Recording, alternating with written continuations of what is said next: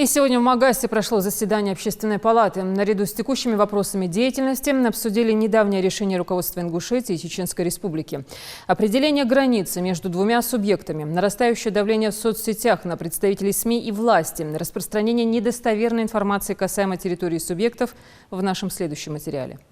Крайне важные и острые вопросы сегодня стоят на обсуждении перед Общественной палатой Ингушетии. Первым делом общественники выразили свое мнение о реальной необходимости подписанного соглашения, подчеркивая, что документ просто закрепил границу между двумя народами, которая фактически была определена еще в августе 1993 года. Границы четко не было между чеченцами и ингушами. И все это тогда знали. И вот прошло 18 лет, да. И вот сейчас заговорили, наконец. И сейчас сделали из него большую проблему.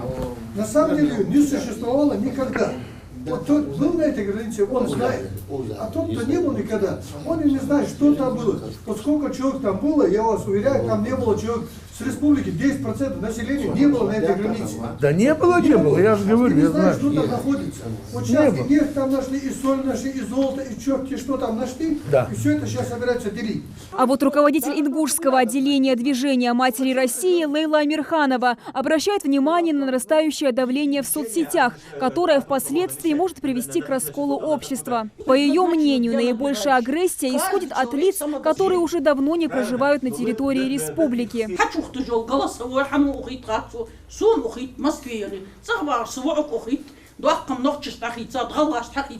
Вот эту лодку, на которой мы сидим, в 92 году, раскачивать, 192 на сегодняшний день 20 бы.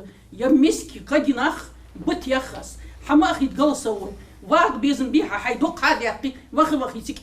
Вот эти заграничные наши патриоты, надо, чтобы они вложили деньги и приехали участок, геология, всегда шудиха, хамулят таждадон, тахандут ждал камелди, ночешь я дадам, вехельмя каштол яхш. Тот думал Кирилл Османович, хватит, хамел дуст язык. Должны быть не то, что там, если мы кордоны не выставляем, но она где-то, мы должны знать, где наша, они должны знать, где их.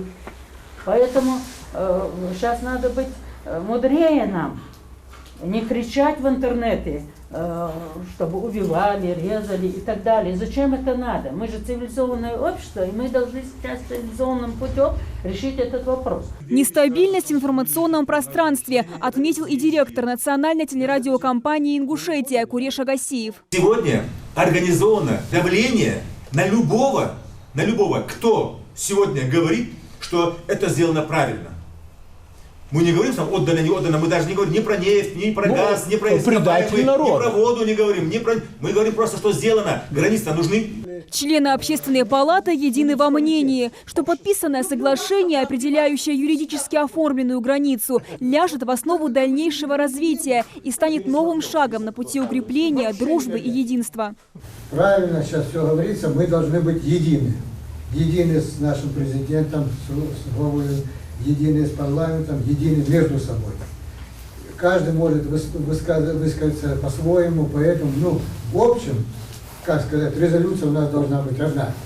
И то, что нам нужны границы, это нужны. Целиком вся Общественная палата пришла к выводу о том, что в этой ситуации необходимо поддержать главу республики, просить Народное собрание Республики Ингушетия ратифицировать указанное соглашение и с тем, чтобы мы сохранили наше общественное спокойствие. Многие так называемые ура-патриоты, многие лица, которые возомнили из себя великими политическими деятелями, пытаются расшатать ситуацию, это им не удается, не удастся.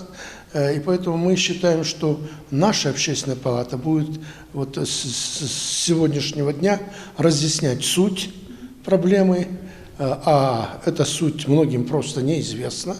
Мы будем говорить с населением на встречах, в чем заключается важность этого документа.